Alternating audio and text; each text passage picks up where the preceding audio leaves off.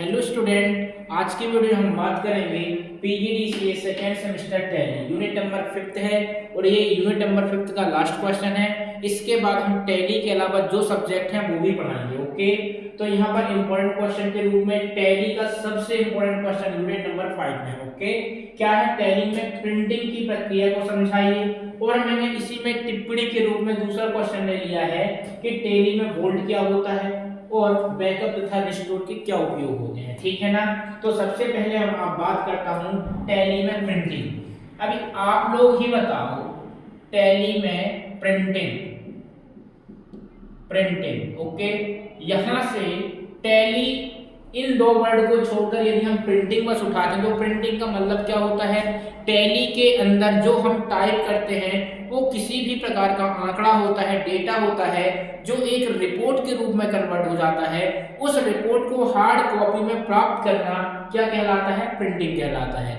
जैसे आप कभी भी ऑनलाइन से यदि आप आधार कार्ड डाउनलोड करवाते हो, डाउनलोड करने के बाद आप जब निकलवाते हो तो वो किसके द्वारा होता है? प्रिंटिंग के द्वारा होता है। अब प्रिंटिंग करने के दौरान हमें कौन कौन से ऑप्शन प्राप्त होते हैं उसको बोलते हैं प्रिंटिंग के ऑप्शन। ओके, आपको लेकिन यहाँ पर डेफिनेशन ये लिखना है कि टैली में प्रिंटिंग एक प्रकार की प्रोसेस होती है जो टैली के अंदर हमारे द्वारा टाइप किए हुए सभी प्रकार के आंकड़ों की रिपोर्ट जनरेट करके हार्ड कॉपी के रूप में प्राप्त करना प्रिंटिंग कहलाता है। ठीक है ना? फिर आप एक लाइन छोड़ के लिखोगे प्रिंटिंग करने के दौरान हमें निम्न ऑप्शन मिलते हैं। ओके, अब वो कौन कौन से ऑप्शन मिलते हैं थोड़ा बहुत देखते हैं। ठीक है, तो आप हेडिंग में क्या लिखोगे? प्रिंट के लिए या प्रिंटिंग के लिए, प्रिंटिंग के लिए लिखो। प्रिंटिंग के लिए विभिन्न, प्रिंटिंग के लिए विभिन्न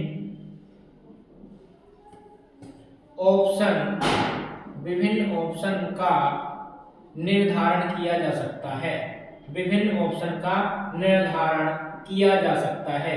अब हमारे पास कौन कौन से ऑप्शन होंगे ये आप हेडिंग में लिखना। ठीक है, फिर जितने भी ऑप्शन होते हैं हम उन ऑप्शनों को देखते हैं वो कैसे करते हैं। तो मैं यहाँ पर जो जो ऑप्शन होते हैं पहले उनके नाम लिखता हूँ। तो पहला हो जाएगा टाइटल, या टाइटल ही लिखो, कोई दिक्कत नहीं। ठीक है, दूसरा हो जाएगा हमारा पेज नंबर, तीसरा हमारा हो जाएगा plain paper, plain paper. Okay, चौथा इसी में जाएगा print format, print format. Okay, इसी में अगला हो जाएगा हमारा कॉपीज, कॉपीज कितनी कॉपीज चाहिए। फिर यहाँ पर नो प्रीव्यू, नो प्रीव्यू या उसको बोलते हैं विथ। ठीक है, इसके बाद इसी में जाता है select paper, select paper. Okay, इतने ऑप्शन हमारे पास रहते हैं 1 2 3 4 5 6 7। एक आध और ऑप्शन हो तो आप देख लीजिएगा, कोई दिक्कत नहीं है। ठीक है, मैं आपको यहाँ पर 7 ऑप्शन के बारे में बताता हूँ। आपको 10 नंबर इजी तरीके से मिल जाएंगे। सबसे पहले होता है यदि मैं किसी भी कागज की प्रिंटिंग करता हूँ या किसी डॉक्यूमेंट जो हमारे द्वारा तैयार किए जाते हैं, मान लो कि मैं एक कोचिंग क्लासेस का फॉर्मेट बनाया, तो इसमें मैं क्या क्या करूंगा? सबसे पहले अपने फॉर्मेट में कोचिंग क्लासेस की हेडिंग लिखूंगा। ठीक है ना?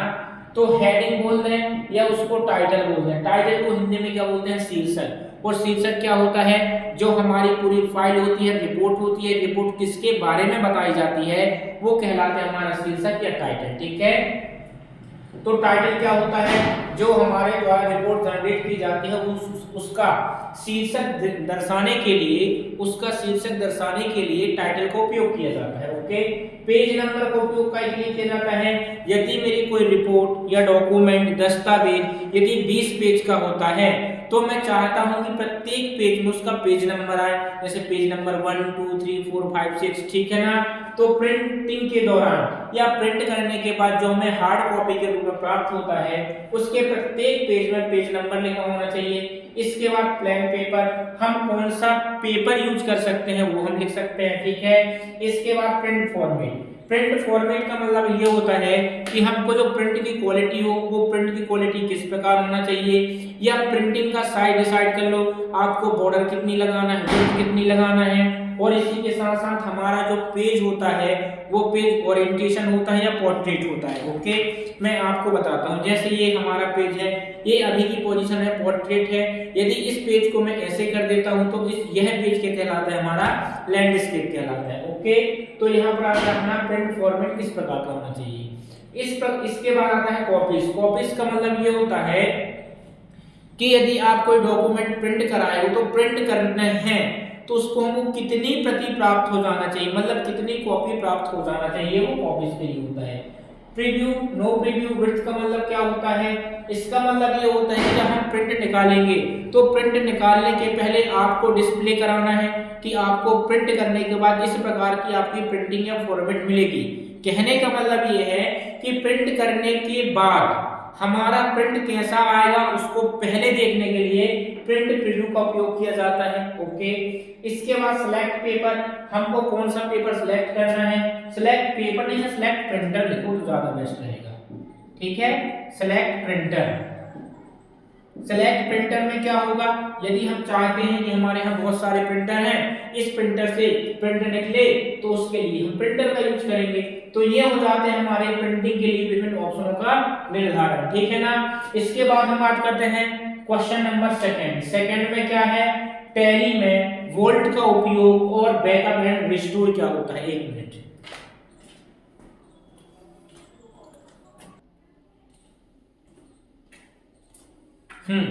तो इसके बाद देखना थोड़ा सा अपना क्या आता है, वोल्ट क्या कहलाता है, बैकअप एंड रिस्टोर। सारी चीजें देखना आप बहुत इजीली तरीके से समझा दूंगा। ठीक है, और आपको किसी भी क्वेश्चन में दिक्कत हो, किसी भी सब्जेक्ट में दिक्कत हो तो आप मेरे व्हाट्सएप नंबर 7987623397 पर व्हाट्सएप मैसेज कर सकते हो, आपको प्रॉपर रूप से इसका रिप्लाई मिल जाएगा। ओके, तो इसके बाद हम बात करते हैं टैली में वोल्ट। वोल्ट कहलाता क्या है, ये वोल्ट की द्वारा हम टैली में जो हमारी कंपनी बनी होती है उस कंपनी में पासवर्ड लगाने के लिए किसका उपयोग करते हैं, वोल्ट का उपयोग करते हैं। ठीक है ना, मतलब वोल्ट एक प्रकार से जो हमारी कंपनी में डेटा होता है उस डेटा को सुरक्षित करने के लिए वोल्ट का उपयोग करते हैं।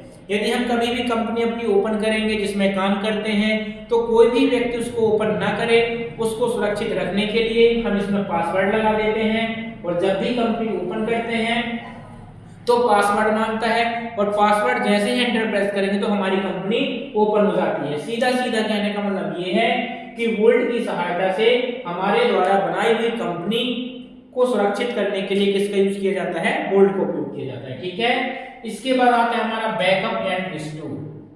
क्या होता है हमारा बैकअप एंड रिस्टोर, इसका मतलब होता क्या है, बहुत सारे स्टूडेंट कभी कभी ये सोचते हैं बैकअप का मतलब ये होता है कि जो डेटा हमने डिलीट किया है उस डेटा को पुनः यदि प्राप्त कर लेते हैं तो वो बैकअप कहलाता है। और रिस्टोर का मतलब फिर क्या होगा, रिस्टोर का मतलब भी तो वही होता है, लेकिन इन दोनों में यूनिक डिफरेंट ये होता है, यदि मैं बोलता हूं कि आप एक कंप्यूटर है और इस कंप्यूटर में आप टैली यूज कर रहे हो, ठीक है, और इस टैली में आप बहुत सारा डेटा लिख दिए, रिपोर्ट बना दिए।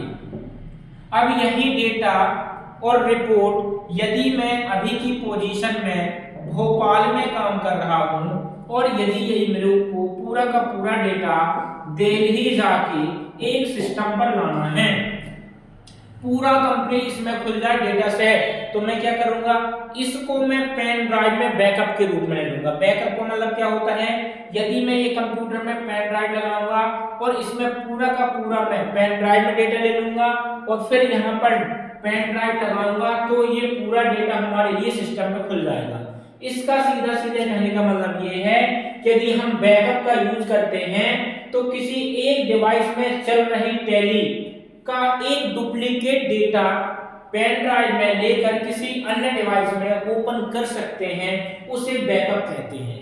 लेकिन बात करते हैं रिस्टोर की, तो रिस्टोर का मतलब ये होता है कि जो हम डेटा डिलीट करते हैं उस डेटा को जब पुनः प्राप्त किया जाता है तो वो हमारा कहलाता है रिस्टोर। ओके, तो ये क्वेश्चन मोस्ट इंपोर्टेंट है इसके बाद जितने भी क्वेश्चन आपके इक्का दुक्का कहीं छूटे होंगे तो मैं टैली में और कंप्लीट करा दूंगा।